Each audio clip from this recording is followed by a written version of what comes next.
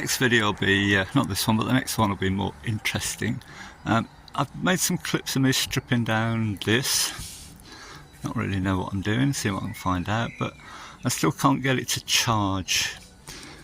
The red light still stays on the dashboard, and I'm not getting any extra voltage on the battery. So I'm going to take this to a restorer of these, and he's going to spin this up, and here's my control box. He's going to check that out as well, see what's wrong, see if it's doable, and see what's what. But before we get there, look at this clock here. I wonder how this clock was powered. It's a manual wind up, you have to wind it up. I've never seen anything like that before. And this dashboard is a bit weird. The door tops are really nice bit of carved wood. Here we got a bit of plain ply. And it's not even fancy ply. And other cars I've seen, this is sort of like this centre section is a raised panel with made of, looks like Bakelite, and this is Bakelite here and so on. So is this some sort of prototype or something? Or an early one? This differs from the earlier dashes with the big oval clock. I've got no oil pressure gauge on here, all I've got is a light. Anyway, here's the video of the Dynamo stripped down. Dynamo today, let's see what I can find out. I think these are dated, and I think that does say 39 there, so original 6-volt Dynamo. Of course, we've been watching lots of videos, see how they go together, but there's nothing quite like this. Non-original wire there by the look of it, plastic covered. So I don't know if it works or not. The red light doesn't go off on the dash, so something's amiss. But maybe this hasn't been apart for a while, but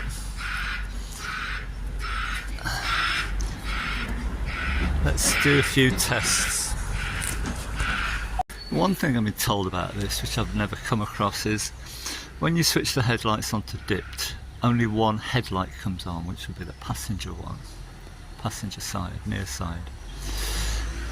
And then when you go to main beam, both headlights come on, and it engages another brush on here to give you a bit more power. I've never heard of that before. Not legal to use it now. So that's something else I've got to see what's going on with. This is my old belt. I had to replace that before it flew off and hit somebody. Me.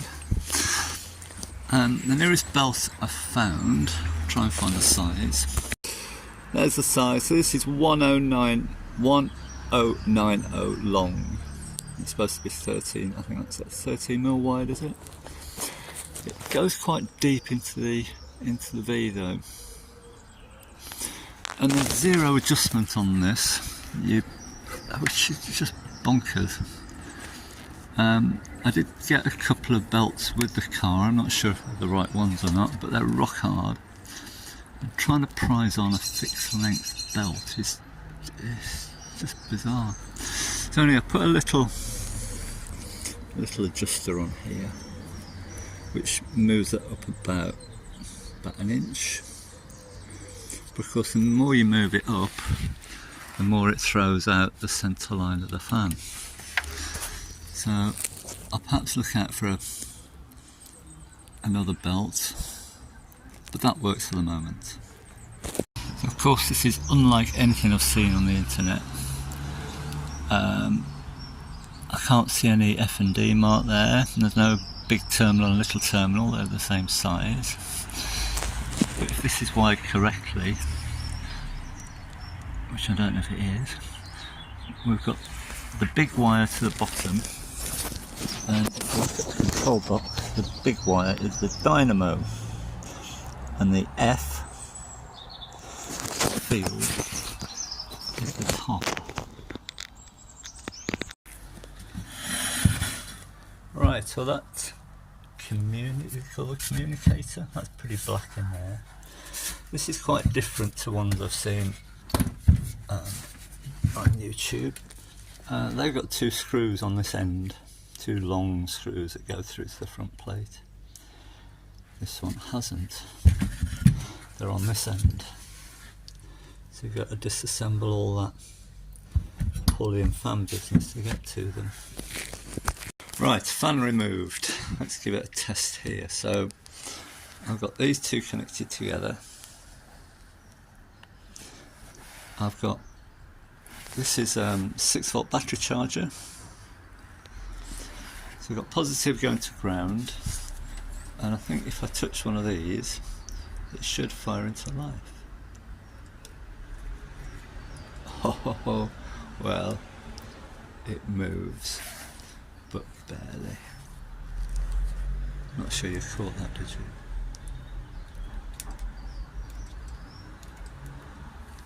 No. Okay.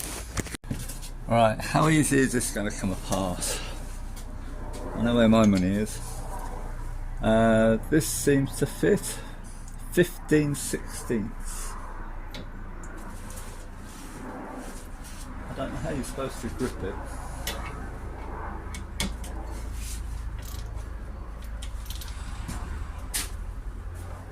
Oh, look at that, eh? Wow. Didn't expect that.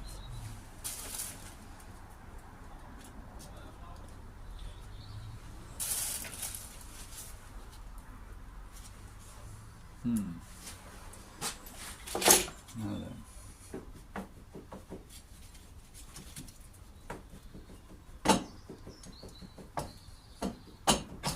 And I didn't expect that either.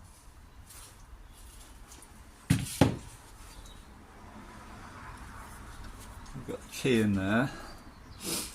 How are we going to get that out?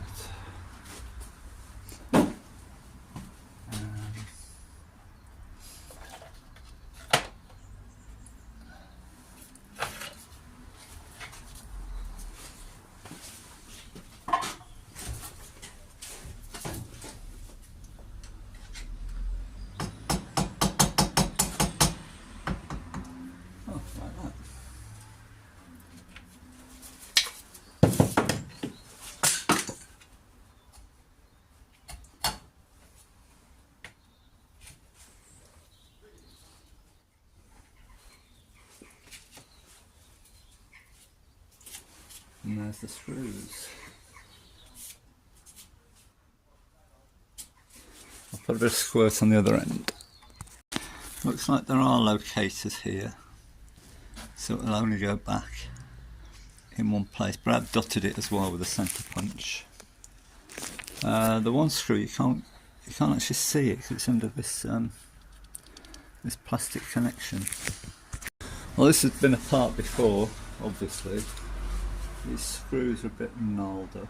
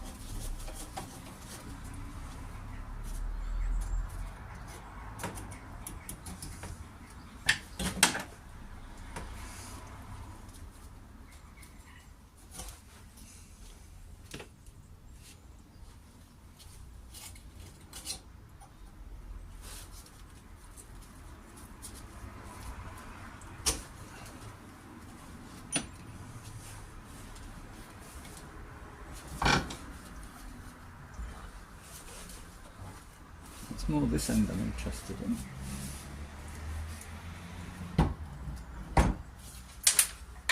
Oh.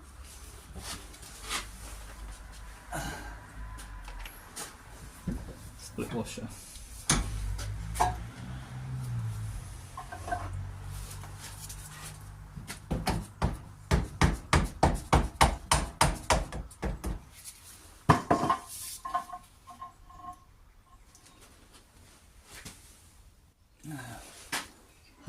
these wires. I'm going to take that apart.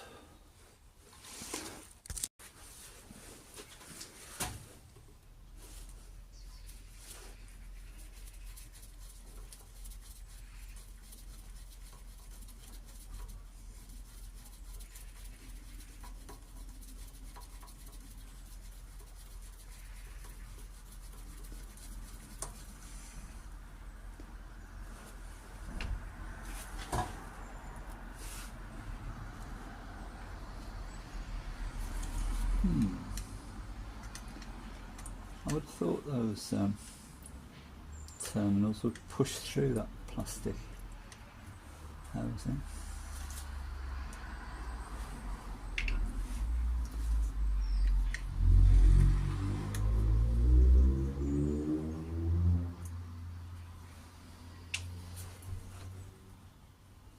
Are they going to?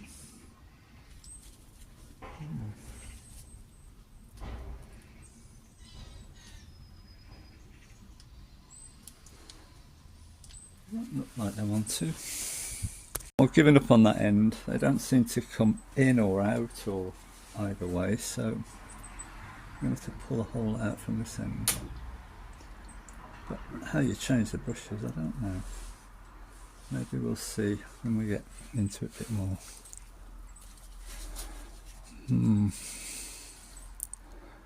That doesn't look wonderful, does it?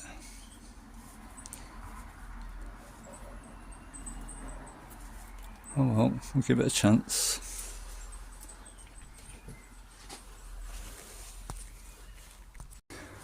Well, that's a bit black, isn't it? Is that going to spin up alright? There's no lip on that.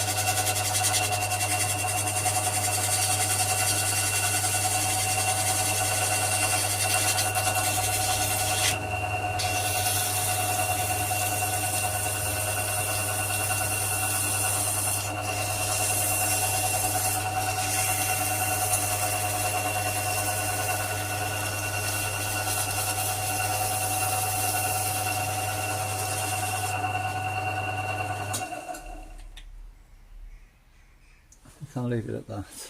I was a bit worried about it flying out the lathe.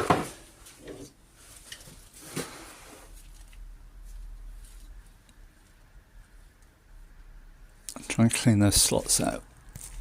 Here's a useful trick if you don't know it. If you slide your hand up inside, and you can see the brush coming up and down, slide it up as far as you can and then move the spring to the side without it snapping, and then the brush is up in the air, so you'll be able to slide the gubbins back in, and then when it's in you just clip those springs back. I don't think this plate's supposed to come off really. I think you do everything from inside this hole. Let's see if it'll all go back in there. I'm going to put a drop of oil on here.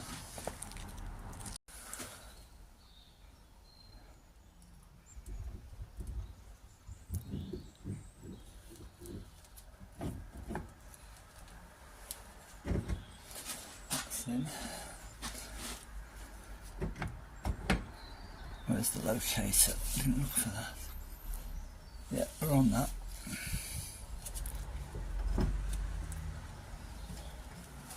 screws.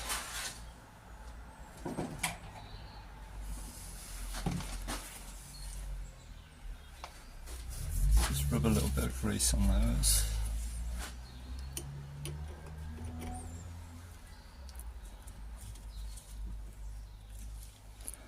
Are they only going in one place, will they? Surely not.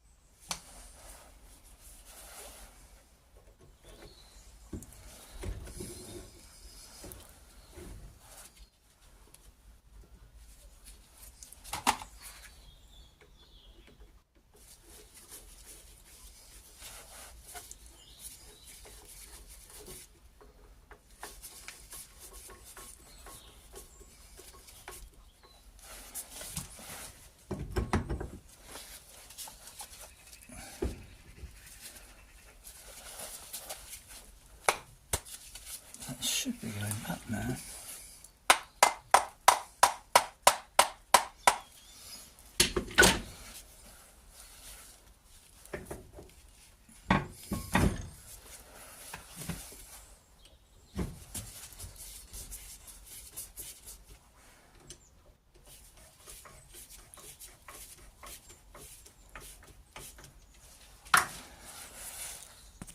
Bit of a problem here that we've got this, I think it's a carbon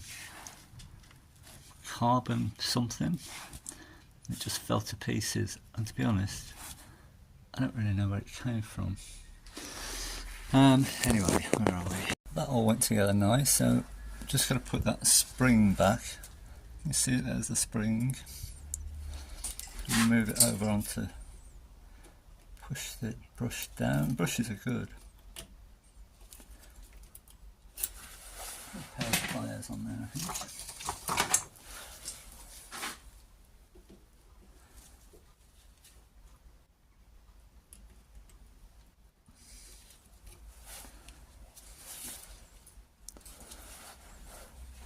And the other one.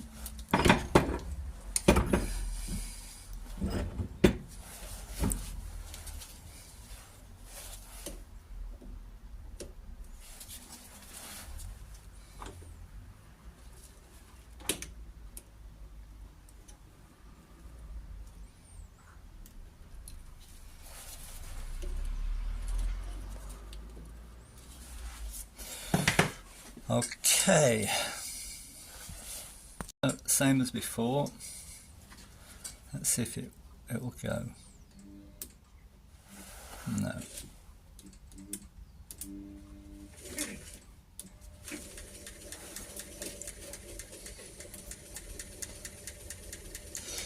Well, it does. It's a bit sluggish to start.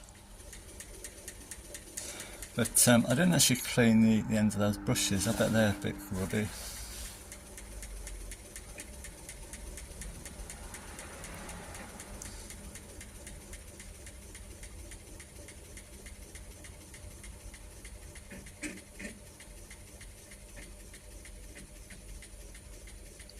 Let that run for a minute.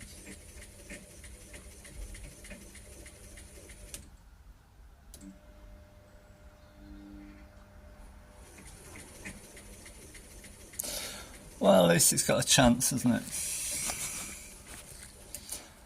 But got a bit of a problem with this. Switch the charger off.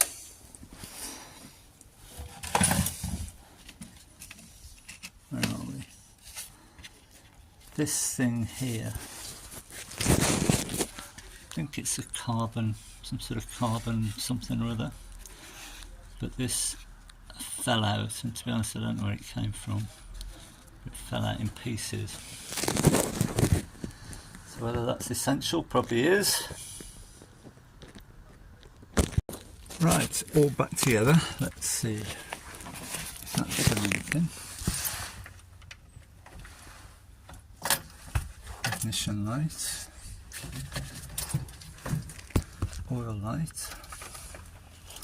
How do you do this now like that?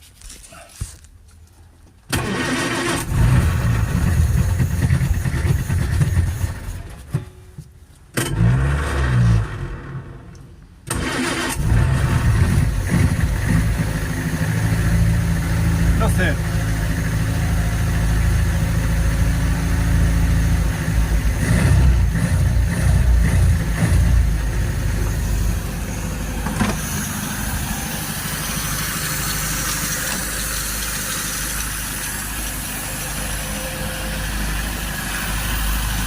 So we did this.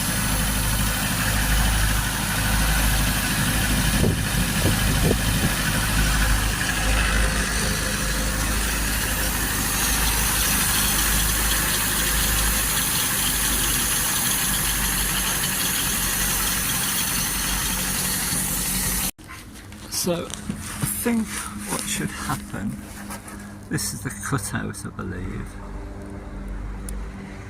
You can see that sparking. So I think as the revs pick up, that should close or open, whatever it does. So if I can get to tick over, then pick the revs up and see if that changes. And it doesn't close. I'm just trying to get everything working that I can before I start taking it all to bits. But what I have found is this. I've got a spare wire here and I taped that up ages ago because I didn't know where it went. But this comes out of the control box and it's this last terminal here which is marked E. So where does the E go? Find a look on the internet. Well, quite straightforward. E is Earth. But it's an awfully long wire that they've left on it. So I've stuck it back to the battery. Let's start it up. Let's see if that does anything.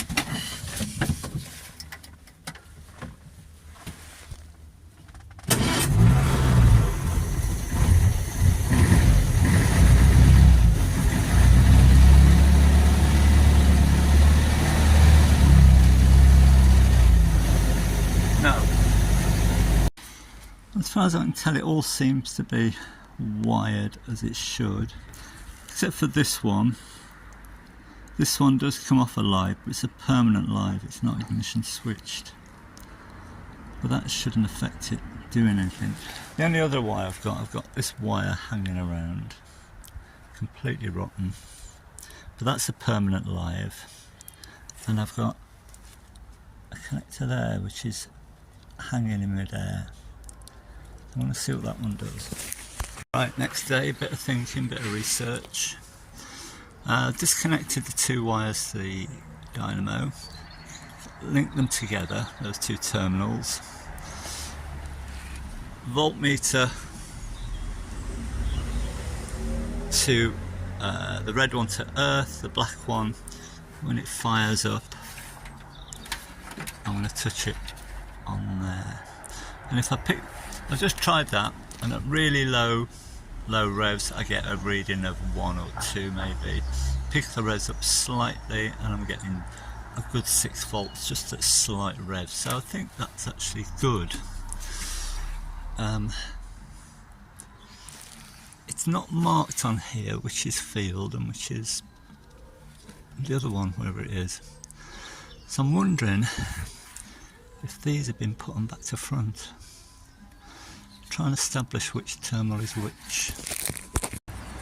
Right, first of all I just swap the wires, just turn the ignition on and I still get a red light, so that doesn't mean it's wrong or right, but looking at this, I always blow these up to big size. Where are we? Dynamo here. So the D terminal goes to the brush.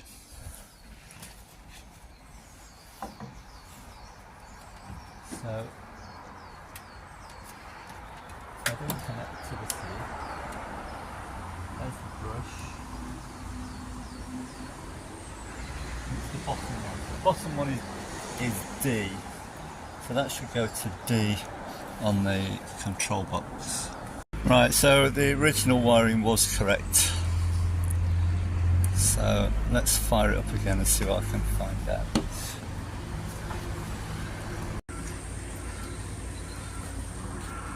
Back to how it was. Voltmeter on the battery, 6.36. Let's fire it up.